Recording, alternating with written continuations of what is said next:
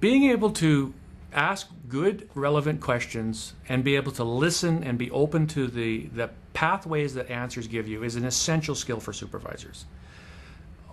All too often as a supervisor, when we're trying to observe what workers are doing, we don't see anything that really catches our attention. Certainly in a lot of production facilities, you've got a lot of people that are sitting in control rooms and whatnot, or operators' booths. There's not a heck of a lot to see there unless something really goes wrong. So rather than be limited by that, what I tell supervisors is to really nurture their ability to ask good questions. And I'll give you an example. Let's say I'm a supervisor in a sawmill, and I'm going to walk around and I'm going to talk to some of my workers about their safety knowledge or what's been going on. So I walk into a Barker booth, and one of my workers, Monty's, working there. So I could, I usually do the introduction about why I'm there and how's it going, Monty? And Monty will say something like, yeah, logs are good, things are running smooth, no real downtime. And if I stop it right there, I really haven't learned a heck of a lot. But if I take the opportunity to ask Monty just a couple of questions by making relevant observations, for example, I might notice that Monty's windows at the top of his booth there are finally clean after him complaining about them for 3 months. So I ask him, Monty, how'd your windows get cleaned?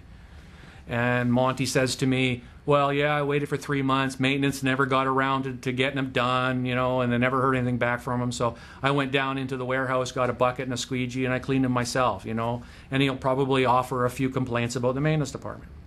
Again, I could stop there and not really learn a heck of a lot. But if I'm open to the pathways that Monty's provided me, I could easily ask follow-up questions like, well, geez, Monty, that's a long way up in the air. Did you take any special precautions? Monty says to me, yeah, I held on. Again, I haven't seen Monty do anything, but if I'm open to it, I've learned a tremendous amount about our safety management system. I've learned things like, one of the reasons why Monty engaged in that at-risk behavior was our maintenance department didn't get around to getting back to him about how they were going to clean the windows or if they were going to clean the windows, so he took it upon himself to do it for himself. I've also learned that Monty probably doesn't have a good understanding of what an at-risk behavior is, probably doesn't understand about how to protect himself against falls.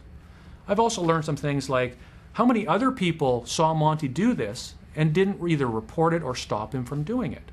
Now, without even seeing anything, I've learned a lot of things in our safety management system aren't working as well as they should.